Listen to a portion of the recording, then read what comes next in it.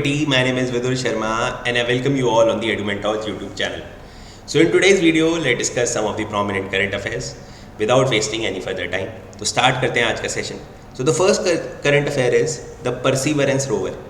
आपको पता है वर्ल्ड में एक ऑर्गेनाइजेशन है NASA, that is National Aeronautics and Space Administration. This NASA is of USA. तो USA की स्पेस एजेंसी है. अब नासा का एक रोवर है, मतलब नासा ने एक मिशन लॉन्च करा था टूवर्ड्स मार्स, राइट, और वहाँ पर परसीवरेंस रोवर उन्होंने लॉन्च किया. तो परसीवरेंस रोवर जो है ये मार्स पर इसने अभी आइडेंटिफाई करे organic matters, right. So this is a good thing कि कुछ रिसर्चेज हमें मिल रही है मार्स में. तो NASA's Perseverance rover had discovered the evidence of the organic compound in Marantine crater, offering clues on the potential habitability of the planet. कि हाँ भाई यहाँ पर कुछ हैबिटेट या मतलब लाइफ कैन बी पॉसिबल. तो Perseverance rover का ये आइडेंटिफिकेशन है. The organic compound is the carbon based molecule, right. तो ऑर्गेनिक कंपाउंड में बहुत सारे होते हैं, लेकिन जो वहाँ पे देखने को मिला that is a carbon based molecule. So you can see this rover also. ये नासा ने रिलीज़ करी हुई इमेज है and this is the surface of Mars, right. Mars के बारे में कुछ बातें याद रखनी है, that Mars is also the red planet, right, because यहाँ पर आयरन ऑक्साइड्स आपको देखने को मिलती हैं. Second thing is about Mars is यहाँ पर एक पीक है जिसका नाम है निक्स ओलंपिया. निक्स ये किसी भी प्लैनेट का सबसे हाईएस्ट पॉइंट है, right. It is having the height greater than even Mount Everest. तो Nix Olympica, Mars as a red planet. So please write both the points that are important. And the Curiosity rover, आपको पता है 2013 में India ने भी एक mission launch करा था जिसका नाम था गगनयान, मंगलयान. तो मंगलयान भी मार्स एक्सप्लोरेशन के लिए था. गगनयान हम लॉन्च करने वाले हैं नेक्स्ट ईयर, जो एक ह्यूमनॉइड मिशन होने वाला है, राइट. तो मार्स पर काफ़ी सारी डिस्कवरीज चल रही हैं, बहुत सारी कंट्रीज अपने अपने मिशंस लॉन्च कर रही है. तो क्यूरियोसिटी ये परसीवरेंस रोवर ने नासा के आपका यहाँ पर ऑर्गेनिक कंपाउंड का आइडेंटिफिकेशन करा है. Now let's move forward to the next current affair. PM Modi to inaugurate Port Blair airport terminal building. अभी आपको पता है कि हमारे इंडिया में एक यूनियन टेरिटरी, इसका नाम है Andaman and Nicobar, right. This Andaman Nicobar union territory, जिसकी कैपिटल क्या है, port Blair. Port Blair is the capital of Andaman and Nicobar. यहाँ पर जो एयरपोर्ट है उसका अभी रिनोवेशन हुआ है और उसका नाम रखा गया है वीर सावरकर एयरपोर्ट. वीर सावरकर एयरपोर्ट, ठीक है. तो वीर सावरकर जी के लिए डेडिकेटेड करा गया है वीर सावरकर एयरपोर्ट, बिकॉज यहाँ पर जो अंडमान निकोबार में जो सेलुलर जेल है वहाँ पर वीर सावरकर जी रहे थे. तो वीर सावरकर एयरपोर्ट, तो उसका जो अभी एयरपोर्ट का जो टर्मिनल बिल्डिंग है उसका आज ही इनॉग्रेशन इनफैक्ट करने वाले हैं हमारे prime minister mister Narendra Modi, right. So please right all these point. Now थोड़ा सा देख लेते हैं अंडमान निकोबार आइलैंड के बारे में. This is the Andaman and Nicobar island, right. So Port Blair is the capital of Andaman and Nicobar island.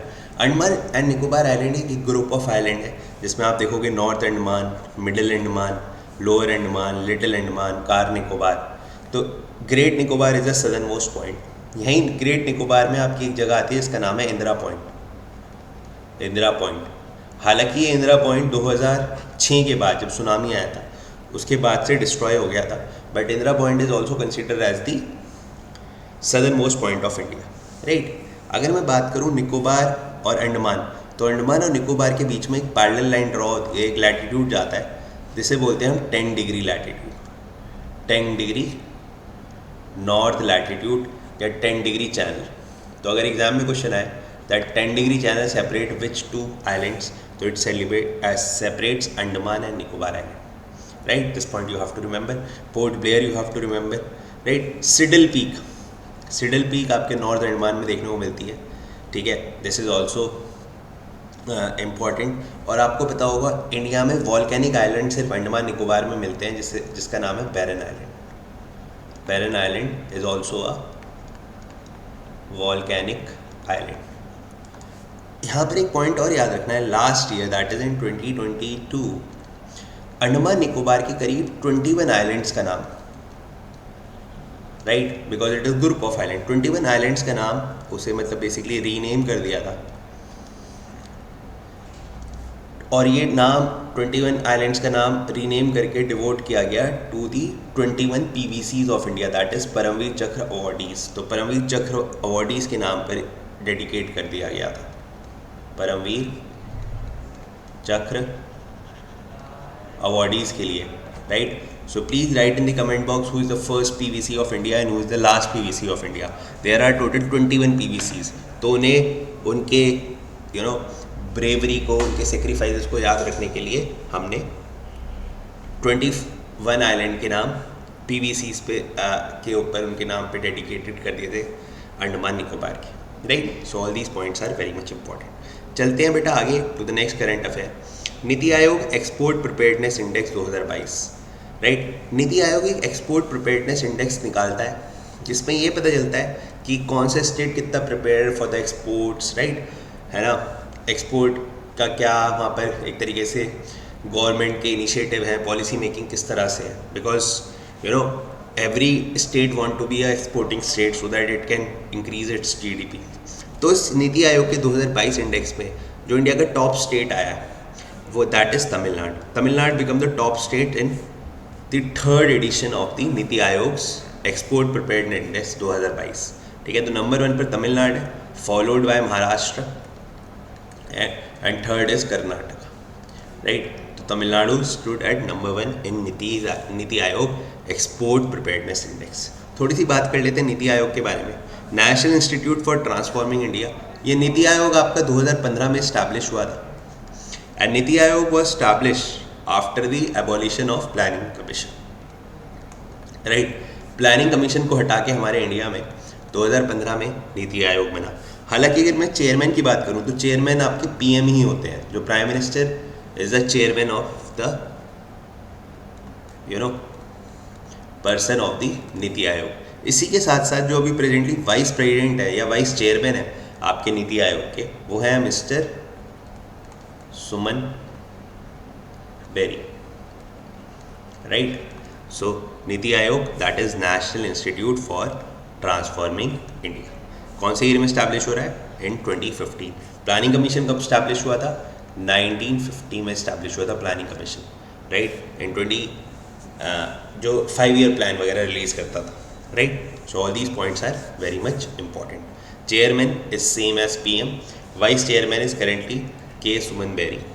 और नीति आयोग इसलिए लेके आए थे इंडिया में ताकि वो जो कोऑपरेटिव फेडरलिज्म होता है, राइट, एक तरीके से डिसेंट्रलाइजेशन प्लानिंग हो सके India, right. So this point you have to remember.